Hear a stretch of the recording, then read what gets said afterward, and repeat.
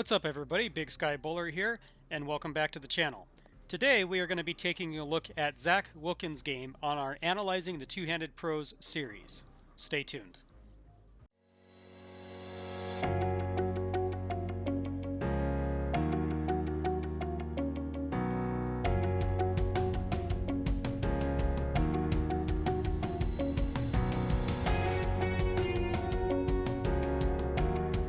Welcome back to the channel everyone.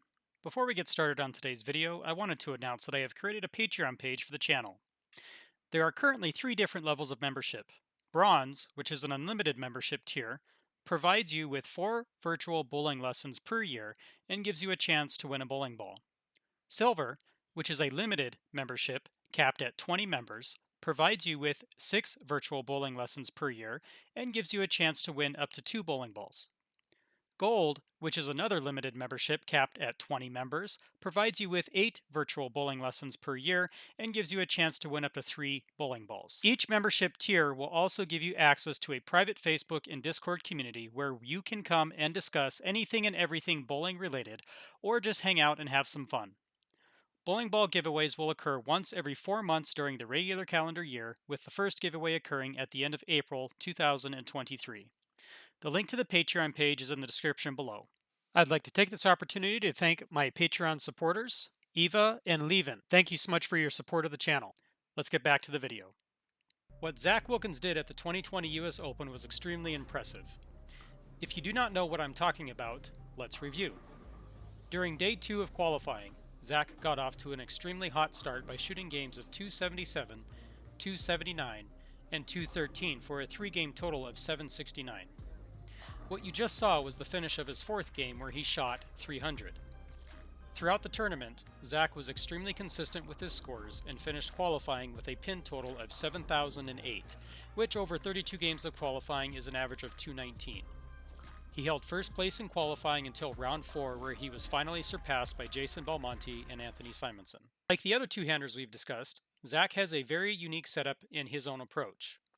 As we can see here, Zach likes to stand very tall in his setup and ensures that his hand is not only on the inside of the ball, but as far underneath the ball's equator as he can get. He keeps his ball side shoulder dropped slightly and has the ball placed in front of his hips. Like most two-handers, Zach uses the classic 5-step approach, and one of the best parts of his approach is how quickly he generates speed with his feet. Being a shorter than normal two-hander, Zach must get his feet going very fast in order to generate ball speed with all of the rev rate he generates with his two-handed release. I think Zach is one of the most efficient two-handers on tour who does this with ease in a 5-step approach. Most people would simply add more steps to their approach. Notice how short his stutter step is in this approach. Making this step short allows him to keep his pace rapid to the foul line. Out of all of the two-handers I've studied thus far, I believe that Zach has perfected the two-handed swing. When you watch him swing the ball, we see efficiency and motion. One thing to really pay attention to is how he moves the ball into his swing. He is not pushing the ball forward and away from his body.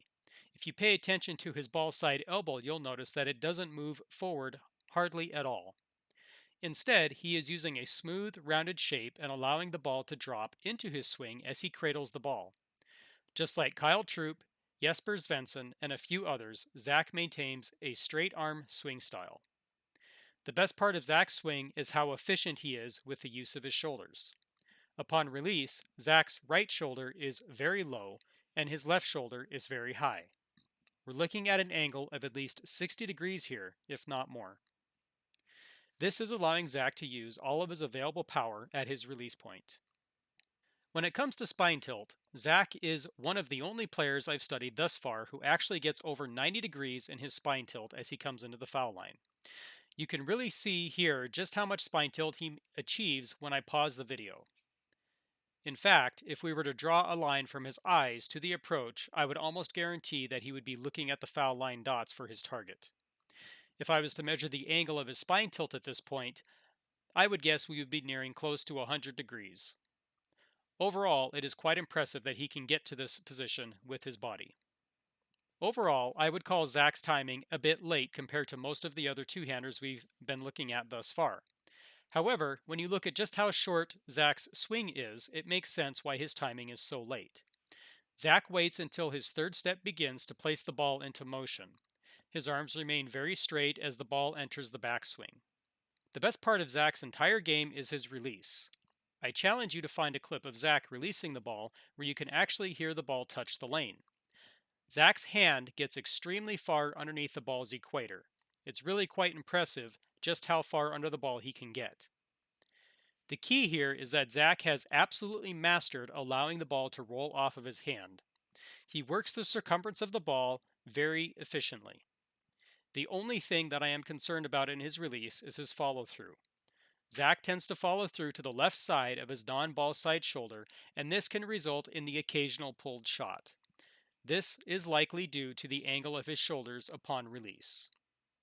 Overall, Zach is one of the most powerful two-handers that I have seen thus far. He has excellent timing, efficient and effective motion to the foul line, combined with an extremely smooth release. I believe it is just a bit of time before we start to see Zach become a very successful player on tour. Thank you for watching the video today. Please subscribe to the channel, like and share the video, and leave a comment below about who you would like to see next.